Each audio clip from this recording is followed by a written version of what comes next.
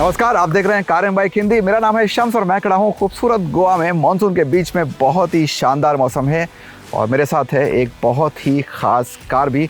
दिवाली से ठीक पहले टाटा मोटर्स बाजार में धमाका मचाने के लिए तैयार है। टाटा कर्व ऑलरेडी लॉन्च हो चुकी है। शुरुआती कीमत है 10 लाख रुपए एक शोरूम। लेकिन हमारे साथ खड़े हैं कार के टॉप वेरिएंट्स, पेट्रोल में भी और डीजल में भी, और दोनों की ड्राइव आज हम करने वाले हैं। आपको बताने वाले हैं कितना पैसा वसूल है टाटा कर्व। आप हमारे साथ जुड़े रहिए इस वीडियो में, आपको बताएंगे सब कुछ इस कार के बारे में। लेकिन आगे बढ़ने से पहले अगर आपने अभी तक हमारे इस चैनल को सब्सक्राइब नहीं किया है तो प्लीज़ इसी वक्त कर लें, बेल आइकन भी दबा दें। और अगर वीडियो और टाटा कर्व आपको अच्छी लगे तो इस वीडियो को लाइक और शेयर करना बिल्कुल ना भूलें। टाटा कर्व में कुछ ऐसी चीज़ें हैं जो पहले भी आप कंपनी की कुछ कार्स पर देख चुके हैं। इसमें फीचर्स भी शामिल हैं, इंजन ऑप्शंस भी शामिल हैं, लेकिन जो नया है वो है इसकी डिज़ाइन। जी हाँ, इसी कूपे स्टाइल डिज़ाइन ही इसकी सबसे बड़ी खासियतों में से एक है। अभी उसकी बात करेंगे, लेकिन पहले बात करते हैं इसके चेहरे की। ये चेहरा आपको कुछ टाटा मोटर्स की फैमिली की दूसरी कार्स की याद दिलाएगा। अच्छी बात है कि आपको टाटा कर्व के बेस वेरिएंट से ही एलईडी हेडलैम्प्स और टेल लैम्प्स दोनों मिल जाती हैं और एलईडी डीआरएल्स भी मिल जाती हैं। एक अच्छी बात है, कनेक्टिंग डीआरएल्स हैं, काफ़ी शानदार लगती हैं टाटा कर्व में। हाँ, जो सीक्वेंशियल पैटर्न है वो आपको टॉप वेरिएंट में ही मिलेगा। और उसके बाद अगर आप कार के पिछले हिस्से की तरफ आते हैं तो यहाँ भी आपको मिल जाती हैं कनेक्टिंग टेल लैम्प्स, जो काफ़ी शानदार लगती हैं, कार के लुक को काफ़ी निखारती हैं। रंगों का बढ़िया इस्तेमाल कार पे किया गया है। आप देख सकते हैं एसेंस गोल्ड है, ये मेरे पास खड़ा है, ये इसका पेट्रोल मॉडल है। ये जो है फ्लेम रेड है, ये इसका डीजल मॉडल है। और कुछ ही एक्सक्लूसिव कलर्स आपको सिर्फ इस टॉप वेरिएंट पे ही चुनने को मिलेंगे। तो ये है इसका लुक आगे से और पीछे से। लेकिन खासियत जो मैंने बोला वो है इसका कूपे स्टाइल का रूफ लाइन। और यही ये कार वाकई में बहुत शानदार तरीके से स्टैंड आउट करती है। करीब 4.25 मीटर की लंबाई तो बहुत बड़ी कार नहीं है। एक चैलेंज था एक कूपे स्टाइल की रूफ लाइन देना, वो टाटा मोटर्स ने ये काम इसमें बखूबी किया है, बहुत ही शानदार लगता है। इस ऊंचे वेरिएंट में आपको 18 इंच के अलॉयज मिल जाते हैं। तो क्रिएटिव और अकम्प्लिश जो दो ऊंचे वेरिएंट्स हैं आपको 18 इंच के मिल जाते हैं। शुरुआत होती है 16 इंच से। अहम बात है कि स्पेयर व्हील जो है वो सिर्फ 16 इंच का है, तो वो शायद थोड़ा मिसमैच है, शायद आप लोगों को पसंद ना आए। फ्लश डोर हैंडल्स एक चीज़ जो सबको पसंद आती है और सारे वेरिएंट्स में मिलेगी, ये भी अच्छी बात है। क्रोम का इस्तेमाल ऑफ कोर्स ऐसी चीज जो लोगों को पसंद आती है। तो कुल मिलाकर आप इस कार को देखें, साइड से पीछे से चुनिंदा कारों में से एक है, जहां से भी देखें देखने में बड़ी शानदार लगती है। और सड़कों पे से आप लेकर निकलेंगे तो एक अपनी अलग पहचान बनाएगी टाटा कर्व।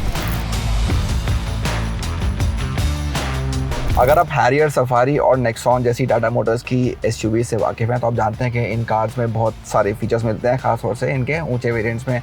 और यही कहानी टाटा मोटर्स ने कर्व के साथ भी रिपीट कर दी है। तो यहाँ इस सबसे ऊंचे वेरिएंट में अकम्प्लिश नाम है इसका, और ये तो अकम्प्लिश प्लस इसको बोलते हैं, जिसमें ये डैश भी आता है। तो बिल्कुल top of the line variant है। फीचर्स की इसमें आपको भरमार मिलेगी। तो 12.5 इंच की है बड़ी टच स्क्रीन आपको सिर्फ यहीं देखने को मिलेगी अकम्प्लिश में, और कहीं नहीं मिलेगी। दूसरे वेरिएंट्स में कहीं 10 इंच की है, उससे छोटी 7 इंच की भी है। बेस वेरिएंट में कोई आपको स्क्रीन नहीं मिलेगी। यहाँ आपको फुल डिजिटल क्लस्टर भी मिल जाता है। और ये जो टाटा मोटर्स के एक ट्रेडमार्क बन चुके हैं, hidden until let touch panel, ये तो ऑलमोस्ट हर वेरिएंट में आपको मिल जाएगा। ये इल्यूमिनेटेड लोगो है व्हील पे, ये भी आपको सब जगह मिल जाएगा। एक अच्छी बात है। तो कुल मिला के ड्राइवर को एक अच्छा व्यू मिलता है जो उसको एक मॉडर्न कार में बैठने का एहसास देता है।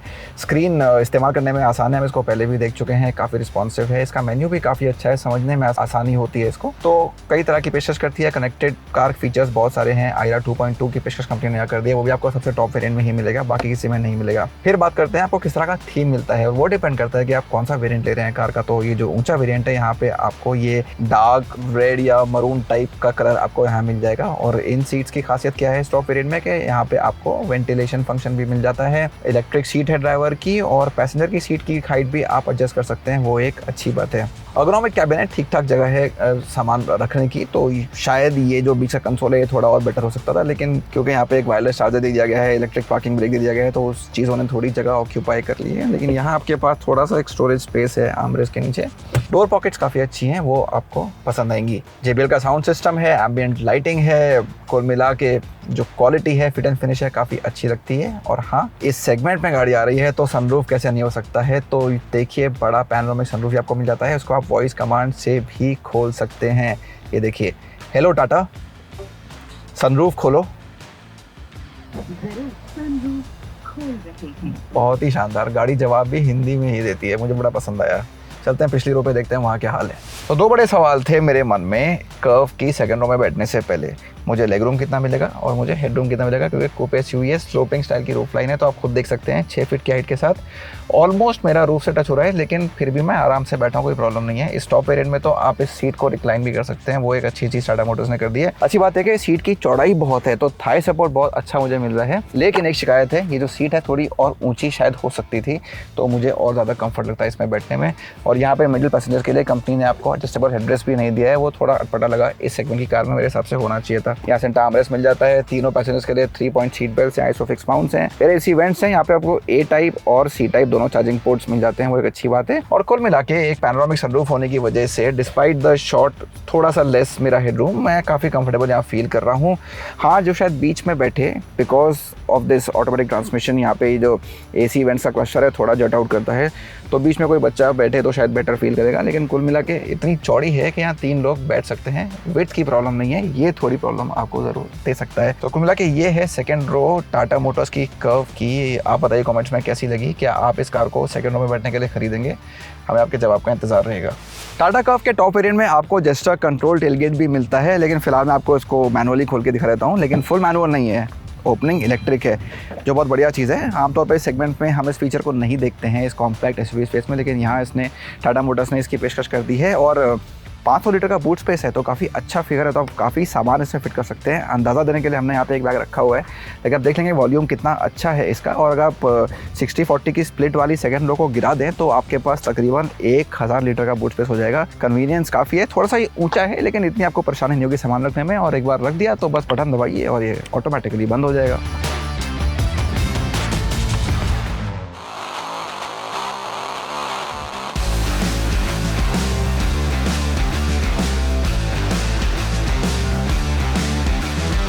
तो आपने एसयूवी चलाई हैं, आपने सेडान चलाई हैं, आपने हैचबैक चलाई हैं, लेकिन एक कूपे एसयूवी आपको एक बिल्कुल अलग तरह का एहसास देती है।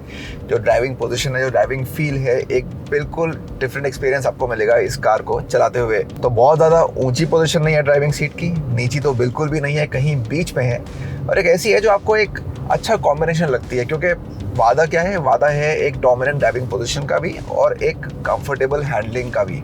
दोनों चीज़ें एक साथ आपको इसी शेप में मुमकिन है। और एक अच्छी बात टाटा ने ये करी है कि आपको इस कार में बेस वेरिएंट से ही हाइट एडजस्टेबल ड्राइवर सीट दे दी है। तो अगर आप स्मार्ट वेरिएंट भी खरीदते हैं 10 लाख रुपए का, उसमें भी आप अपनी ड्राइवर सीट की हाइट को एडजस्ट कर सकते हैं, ताकि आपको बोनेट दिख सके, ताकि आपको रोड का ज़्यादा बेटर व्यू मिल सके। जो एंगल है ना ए पिलर्स का, वो हालांकि कूपे एसयूवी में जब डिज़ाइन की बात होती है तो बात पिछले हिस्से की, लेकिन फ्रंट में भी ये जो एंगल दिया है ये मुझे काफ़ी अच्छा लगा। बहुत ज़्यादा लेटी हुई टाइप की इसकी विंडशील्ड है, तो आई थिंक वो एक व्यू जो आपको देती है वो आपको काफ़ी क्लियर लगता है रोड का। लेकिन जो पिछला व्यू है उसी एंगल की वजह से थोड़ा आपको कम लगता है, तो एक फिर से एक बैलेंस बन जाता है। आगे बहुत बढ़िया है, लेकिन पीछे उस शेप की वजह से आपको थोड़ा सा स्ट्रगल करना पड़ सकता है इस बॉडी डिज़ाइन की वजह से। अब टाटा कर्व में बहुत सारे इंजन और गेयरबॉक्स के ऑप्शन हैं। ईवी तो हम पहले देख ही चुके हैं, उसकी तो बात अभी हम नहीं कर रहे हैं, लेकिन पेट्रोल भी है, डीजल भी है, मैनुअल भी है, ऑटोमेटिक भी है, डीसीटी भी है, और हम जो आज चला रहे हैं वो डीसीटी है। और ये खास क्यों है? क्योंकि ये कॉम्बिनेशन आपने पहले टाटा मोटर्स की कार्स में नहीं देखा है। पेट्रोल में तो आप डीसीटी देख चुके हैं, लेकिन डीजल में आपको डीसीटी नहीं दिखा है। तो आपने अगर टाटा सफारी या हैरियर की ड्राइव करी है, उसमें आपको टॉर्क कन्वर्टर मिलता है, यहाँ आपको एक डीसीटी दे दिया गया है, और ये एक अलग ही पैकेज की तरह अपने आप को पेश करता है।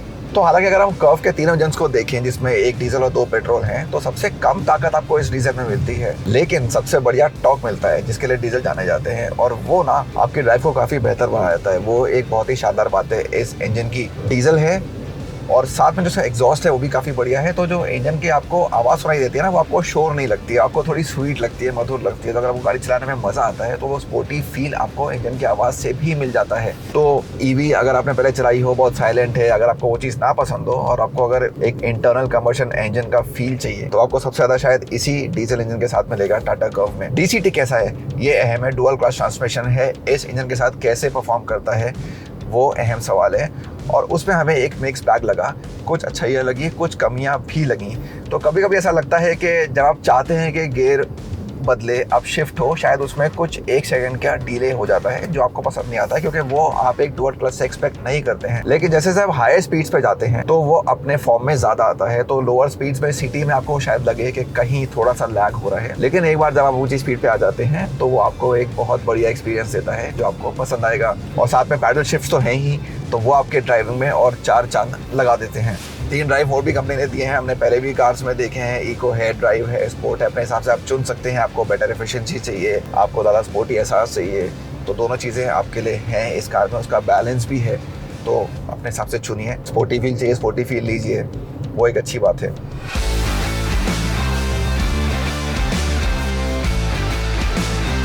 और फिर बात आती है उस कूपे एसयूवी डिज़ाइन की जो वादा करती है बढ़िया हैंडलिंग की, और वो आपको मिलती है क्योंकि हम गाड़ी की ड्राइव कर रहे हैं गोवा में। यहाँ पे हर तरह की सड़कें आपको मिलती हैं। चौड़ी सड़क होती है, पतली सड़क होती है, घुमावदार सड़कें होती हैं, चढ़ाई होती है, ढलान होती है, तो सारे कंडीशन आपको मिल जाते हैं। और ये बॉडी स्टाइल वाकई में हेल्प करता है आपको एक एंथुजियास्टिक, स्पोर्टी और कॉन्फिडेंट ड्राइव देने में। तो जो आप बॉडी रोल अमूमन देखते हैं एसयूवीज़ में, वो काफ़ी कम हो जाता है इस बॉडी स्टाइल के साथ। एरोडायनामिक्स में ये शेप वाकई में काफ़ी हेल्प करता है, और आपको इसका एहसास होगा जब इस कार में आप बैठेंगे, इसको चलाएंगे या अगर पिछली सीट पे बैठेंगे तब भी आपको इसका एहसास होगा कि हैंडलिंग के बारे में आपको इस कार से कोई खास शिकायत नहीं होगी। और उसमें मदद क्या करता है, उसमें मदद करती है इसकी स्टीयरिंग व्हील। इसका फीडबैक काफ़ी अच्छा है और ये बहुत ज़्यादा सटीक लगी मुझे। तो जो आप इससे चाहते हैं ना, एग्जैक्टली उसी तरह से ये फीडबैक देती है, रिस्पॉन्स देती है। तो ये स्टीयरिंग और इस कार का बॉडी स्टाइल मिला के आपको बढ़िया हैंडलिंग देते हैं। क्या चीज़ बेहतर हो सकती थी?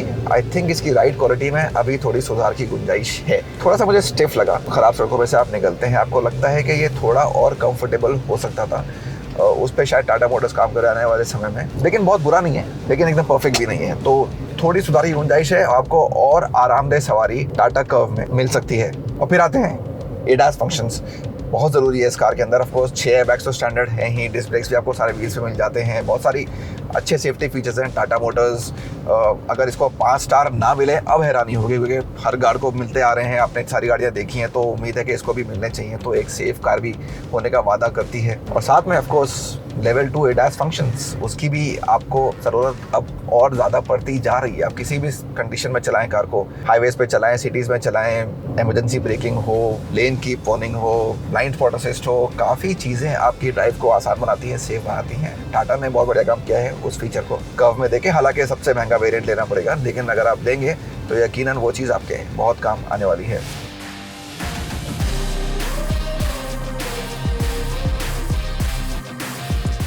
अब हमने शुरू कर दी है टाटा कर्व के नए पेट्रोल इंजन की सवारी। एक टर्बो पेट्रोल इंजन है और ये एक खासियत है इस कार की, क्योंकि पहले हमने बात करी थी डिज़ाइन की जो यूनिक है, और ये इंजन भी यूनिक है, क्योंकि जो डीजल है वो तो हम पहले देख चुके हैं और जो 1.2 पेट्रोल है वो भी हम पहले देख चुके हैं। लेकिन ये खासियत है, एक नई चीज़ है, और इसको हमें कंपनी ने दिया है एक 6 स्पीड के मैनुअल गेयरबॉक्स के साथ चलाने के लिए। ऑटोमेटिक ऑप्शन भी है, लेकिन फिलहाल अब इसके मैनुअल गेयरबॉक्स की सवारी कर रहे हैं। और इंजन से पहले गेयरबॉक्स की बात कर लेते हैं, क्योंकि ये जो है एक स्पोर्टी फील देने के लिए आपको बनाया गया है। तो एक नॉची एक फील आपको आती है जब आप गियर शिफ्ट करते हैं, वो एक अच्छी बात है। थोड़ा एंथुसियाज्म में हेल्प करती है, लेकिन जो थ्रोज हैं वो थोड़े लंबे हैं। अगर थोड़े छोटे थ्रो होते तो और चलाने में इसको मज़ा आता। लेकिन अच्छी बात यह है कि आप जिस भी गियर में चल रहे हो आपको ताकत की या टॉर्क की कमी नहीं लगती, आपको कहीं टर्बो लैग महसूस नहीं होता है। काफ़ी जल्दी पीक टॉर्क हिट कर जाता है, जो आपकी मदद करता है एक स्पोर्टी ड्राइव पाने में। तो इस कार को एक्चुअली असली चलाने का मज़ा जो है ना, वो एक खुली सड़क पे ही है, जहाँ पे आप इसको स्पीड से आगे बढ़ा सकते हैं। क्योंकि जब आप हायर स्पीड में जाते हैं तो ये अपनी स्टेबिलिटी और अपने डायनामिक्स के साथ आपको और ज़्यादा इम्प्रेस करती है। इंजन भी काफ़ी रिफाइंड है, एक आपको प्रीमियम एहसास देने के लिए ऐसा लगता है कि बनाया गया है। और बाहर का शोर कैबिन के अंदर बहुत कम आता है, तो इंजन का तो बिल्कुल ही कम आता है। थोड़ा बहुत और बाहर की आवाज़ें सुन लेते हैं, लेकिन जनरली एक शांत कैबिन आपको मिलता है कर्व के इस पेट्रोल मॉडल में। हल्का क्लच है, वो एक अच्छी बात है। तो अगर आप ट्रैफिक में हैं और ज़्यादा गियर इस्तेमाल करते हैं तो उससे आपको परेशानी नहीं होगी। और स्टीयरिंग लगभग वैसी है जो हमने डीजल में देखी थी, तो वो भी आपको एक अच्छा फीडबैक देती है।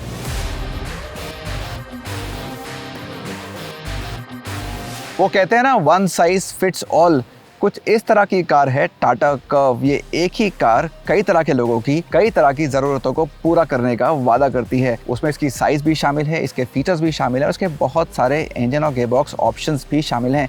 अपने बजट के हिसाब से, अपनी ज़रूरत के हिसाब से अपने ही पसंद का वेरिएंट आप चुन सकते हैं और फिर इस कार में आपको लगेगा कि आपने एक पैसा वसूल ऑप्शन को बाज़ार में चुना है। कैसी लगी आपको टाटा कर्व, कैसा लगा आपको हमारे रिव्यू, हमें कमेंट्स में ज़रूर बताइए। वीडियो देखने के लिए बहुत बहुत शुक्रिया।